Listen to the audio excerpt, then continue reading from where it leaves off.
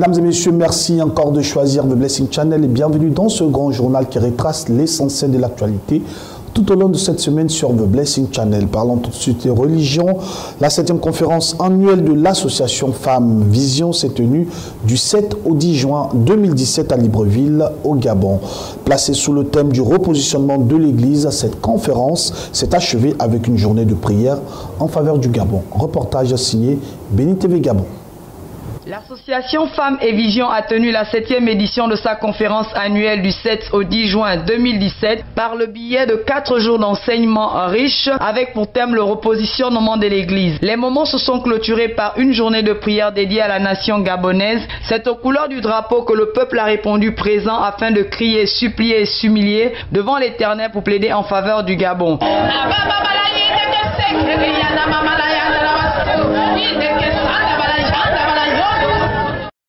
La 2e édition de Église et entreprise organisée par Louise Ministère va à Capernaum en abrégé. Momivac a eu lieu à Libreville, précisément au Gabon. Église et entreprise est une exposition montrant le savoir-faire des chrétiens. Suivons cet élément pour mieux comprendre.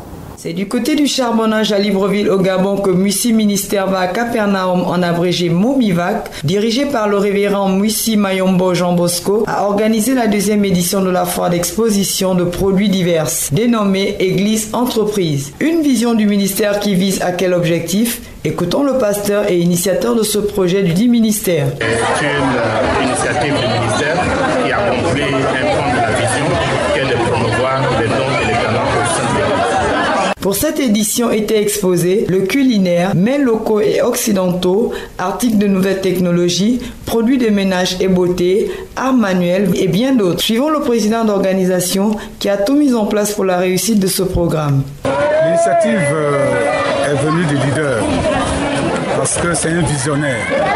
Il a pensé que les chrétiens ont des dons et ces dons sont parfois cachés.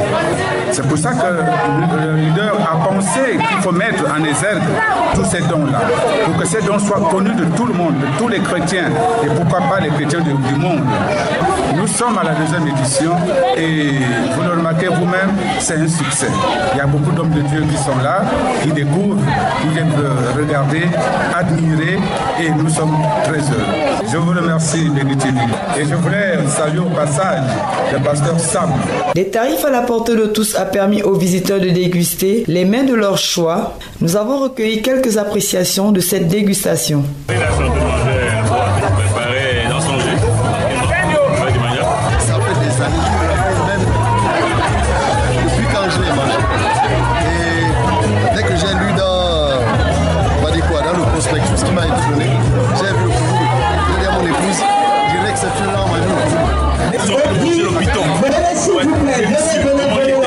Du poisson salé aux champignons et fait au dongo. C'est tellement bon et ça nous permet de digérer le mieux possible. L'église peut-elle créer et réaliser avec ou sans gros apports? Donc avec 0 francs, on peut démarrer quelque chose. Il faut tout simplement pouvoir mettre la foi en action, en fait votre activité sur lui. Le prophète Féa Béni de Dieu, fondateur de la mission charismatique de la 2e gloire d'ici et ailleurs, est arrivé des États-Unis pour un grand programme dénommé « Mon sang est amer en Christ ». Ce programme qui était prévu ces jours-ci, revenons sur l'arrivée à l'aéroport international Félix Houphouët-Boigny où il a été accueilli. Mon sang est amer en Christ, programme pour lequel il est arrivé des États-Unis où il est désormais basé pour l'œuvre du Seigneur. Le révérend prophète Féa Béni de Dieu, président fondateur de la maison charismatique de la 2e gloire d'ici et d'ailleurs, a été accueilli par des pasteurs des communautés chrétiennes en joie. L'homme de Dieu a prononcé des paroles de bénédiction à l'endroit de toutes les générations en Côte d'Ivoire. Que les hommes de Dieu soient des bénédictions pour la nation. Soit des bénédictions pour la nation. Soit une bénédiction pour la nation. Que Dieu ouvre des portes pour vous. Et là où personne n'allait dans votre famille, avec des richesses. Interrogé par des médias présents, c'est tout heureux que l'homme de Dieu a donné les raisons de sa présence en Côte d'Ivoire et ses ambitions pour le pays. Je m'appelle le prophète Féa Béni de Dieu. Je voulais saluer tous les pasteurs du mouvement à et tous les pasteurs aussi de la jeune génération. Dieu est en train de formater une sommes des leaders, nous voulons éduquer nos pasteurs, nos jeunes serviteurs de Dieu à aimer leur nation, à investir leur énergie dans leur nation, à être sur de bénédiction pour leur pays. Et nos prières, c'est que cette génération porte très haut le flambeau de la Côte d'Ivoire et que partout nous partons dans les nations, nous voulons voir des églises ivoiriennes, une marque authentique. Nous croyons que Dieu a donné une onction particulière à la Côte d'Ivoire et que cette génération est la génération qui doit prendre cette nation et non seulement rester dans nos églises, mais nous allons prendre le point stratégique de la Côte d'Ivoire pour aller à Jésus. Nous voulons dire désormais que les pasteurs ne viennent pas à l'aéroport et ressortent tels qu'ils sont venus, ils sont partis, que les pasteurs deviennent source de développement, tourisme pour le pays. Avec le programme Mon sang est ta mère en Christ du 18 juin au 2 juillet 2017, tous les secrets se rapportant au lien de sang seront révélés selon la parole de Dieu avec le prophète béni de Dieu. Direction à présent le Gabon, grande croisade d'évangélisation organisée par l'Église du Dieu vivant de Libreville. Orateur principal de ce programme, prophète des nations, Jacques Nema Sikatenga, venu de la République démocratique du Congo. C'est sur le plein air du côté du lycée technique Omar Bonga à Libreville que l'Église du Dieu vivant a organisé une grande croisade d'évangélisation qui avait pour thème la puissance du royaume de Dieu. C'est le prophète des nations, leader mondial par succession des Églises du Dieu vivant, Jacques Nema Sikatenda, venu de la RDC, qui a déroulé la parole, et c'est avec les épîtres de 2 Pierre qui était l'un des textes qui a permis au prophète des nations d'édifier le peuple venu massivement. J'aime la démarcation dans ma vie, parce que la Bible dit: je ferai de nouveau la différence de ce qui me sert et de ce qui ne me sert pas. Et c'est cette différence-là, le temps est arrivé pour que nous démarquons le monde, pour que nous influençons même ceux-là que le diable a récupéré déjà dans son royaume. Lorsqu'il nous voit, lorsqu'il nous regarde, en nous regardant, il doit graisser les dents, il doit dire: mais qui est cette femme, qui est cet homme, qui est cette personne qui est différent des autres femmes, qui est différent des autres hommes? Alors, je dois me révolter à continuer cette vie à rester comme tout genre de personnes. Je refuse ces choses. Je dois être démarqué. Amen. Puis son ministère prophétique s'est une fois de plus confirmé par un moment prophétique à l'endroit de quelques membres. Parce que je te vois une grande dame parmi les grandes dames. Le Saint-Esprit me dit: il a ramené x2 la gloire que tu as expérimentée dans le monde. Un moment de prière pour libérer les enfants du Seigneur captifs dans des différents mots.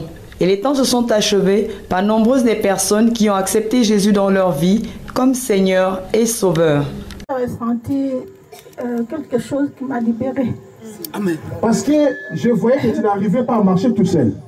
Oui. Ça fait combien de temps? Ça fait 1 an et 3 mois. 1 an et 3 mois. Soulevez ça. Je pense que vous avez vu notre maman qui était là. Maintenant, elle commence à marcher seule. Acclamez fort pour l'Éternel. Parlons à présent de musique dans cette édition d'information. La chanteuse Amy Tiapo a célébré le Seigneur lors d'un grand moment d'adoration aussi de louange, un concert de remerciement. C'était à l'église Sema de la commune de Yopougon dans le district d'Abidjan. Reportage. Qu'on se tienne tous debout pour dire merci à Dieu par des ovations pour recevoir la chanteuse Amy. C'est l'église Sema de Yopougon Sidesi à Abidjan que la princesse de l'Éternel, la chanteuse Amy Tiapo, a choisi pour son grand concert de louange et de remerciement à Dieu après ses 12 années de ministère. 12 années pendant lesquelles la chanteuse Amy Tiapo a dédié sa voix et son talent à la louange du Seigneur Jésus-Christ de Nazareth. Un travail reconnu lors du Chandelier d'Or 2016 où la chanteuse a été sacrée meilleure chanteuse tradie moderne de Côte d'Ivoire. Je sais un Dieu qui ne laisse jamais tomber ses enfants. Chaque concert, on voit que le show va en avant. Je dis merci à Dieu. Je dis merci à tout le monde. Tous ceux qui m'ont soutenu, tous ceux qui sont venus, tous les gens du monde entier, je vous dis merci. Ce dimanche 4 juin 2017, c'est devant une salle archi-comble que la chanteuse fait son entrée afin de distiller 2 heures de spectacle et d'émotion à la gloire du Tout-Puissant.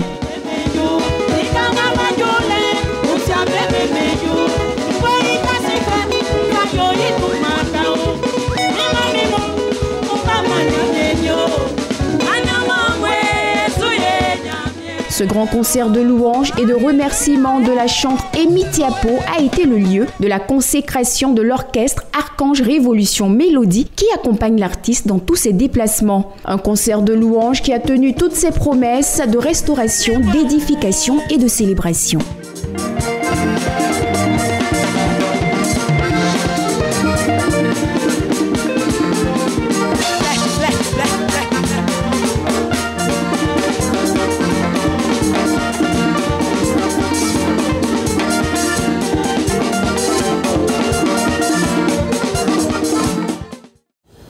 La mission évangélique, la puissance de la parole en abrégé MEPP de la prophétesse Sarah Eponon a célébré ses 16 années d'existence lors d'un culte spécial qui s'est tenu le samedi 10 juin 2017 dans la commune d'Abobo dans le district d'Abidjan. Ce culte intitulé Faveur de Dieu Extension a été marqué aussi par des remises de dons. Notre reporter était sur le terrain.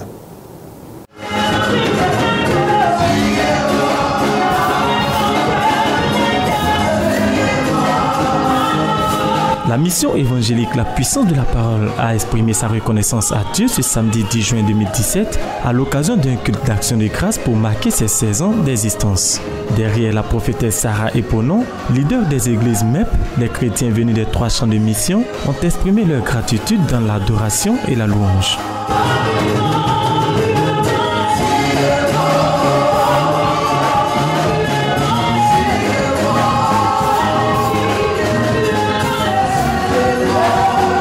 En 16 ans de mission et de ministère, la faveur de l'Éternel n'a pas fait défaut à la MEP, d'où le thème choisi pour cette célébration, la faveur de Dieu, extension. Ce thème a été développé par un père dans la foi, le révérend Gervais Oku. Il faut que l'église y vienne un dimanche. Ainsi parle l'Éternel. Ainsi parle l'Éternel. Il faut qu'il y ait ainsi parle l'Éternel. Quand il y a pas ça dans l'église, les autres vont venir s'asseoir. Personne ne voit. Ce message de révélation a été suivi d'une action prophétique et des prières pour l'extension de la mission évangélique La puissance de la parole. Nous voulons proclamer l'extension de cette mission par ta faveur. Nous voulons proclamer que les bornes qui nous étaient imposées sont levées par ta faveur. Nous voulons proclamer que les forces vives qui sont posées à la vie de cette église, qui sont posées à la vie de cette mission, sont découlées au nom de Jésus-Christ. En obéissance à la parole de Dieu qui stipule que la religion pure consiste à assister les veuves et les orphelins, la MEP a concrétisé sa reconnaissance à Dieu par des dons à plus de 200 familles de la mission. Nous avons bien voulu marquer cette 16e année par un moment de reconnaissance à Dieu. Parce que nous croyons que Dieu a été avec nous depuis près de 16 ans en arrière jusqu'à aujourd'hui. Il a été avec nous. On a vu sa main se manifester, on a vu sa gloire à une certaine dimension. Il était très important de poser cette action.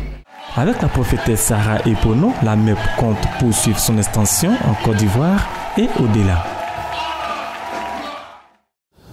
À présent, l'actualité africaine dans ce grand journal, le vice-président Cyril Ramaphosa et l'ancienne présidente de l'Union africaine, Nkosazana Dlamini Zuma, sont les principaux candidats à la présidence de l'ANC, prévu pour décembre prochain, un scrutin qui s'annonce très serré. Le président sud-africain Jacob Zuma a encore ses fans au sein de son parti. Mais l'ANC pense déjà à sa succession.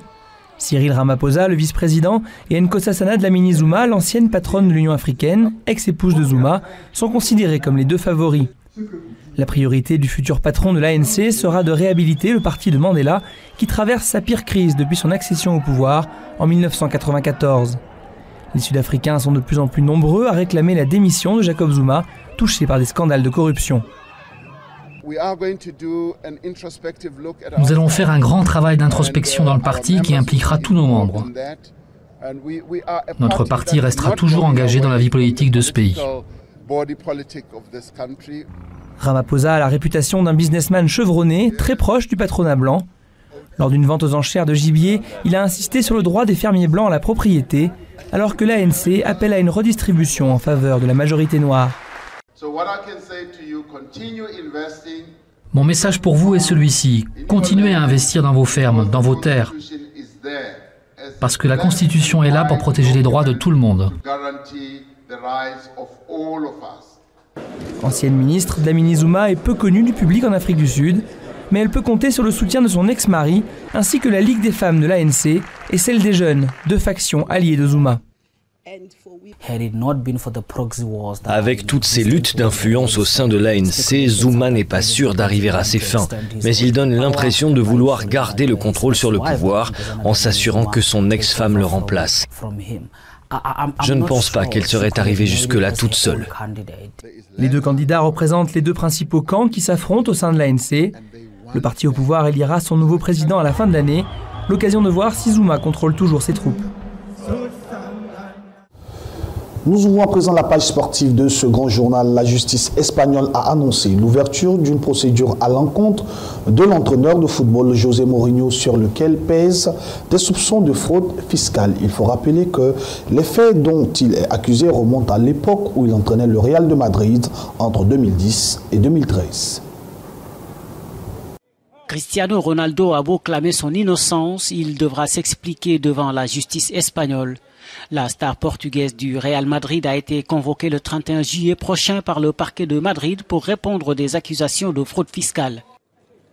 Le capitaine de l'équipe du Portugal, actuellement en Russie pour disputer la Coupe des Confédérations, est soupçonné d'avoir dissimulé au fisc espagnol quelques 14,7 millions d'euros.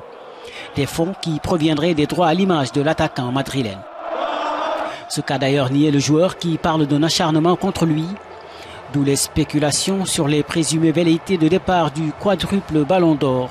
Selon les médias, l'ancien buteur de Manchester United serait décidé à quitter le Real Madrid, indigné par le traitement dont il fait l'objet dans cette affaire.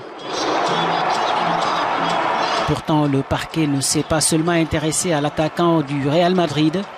Son compatriote José Mourinho est également dans son collimateur.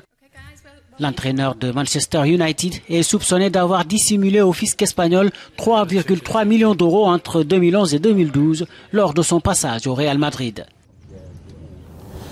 Mesdames et messieurs, c'est ici que s'achève ce grand journal préparé par l'ensemble de la rédaction que vous pourrez suivre sur notre site internet. Bonne suite de programmes sur le Blessing Channel. Dieu vous bénisse. À bientôt.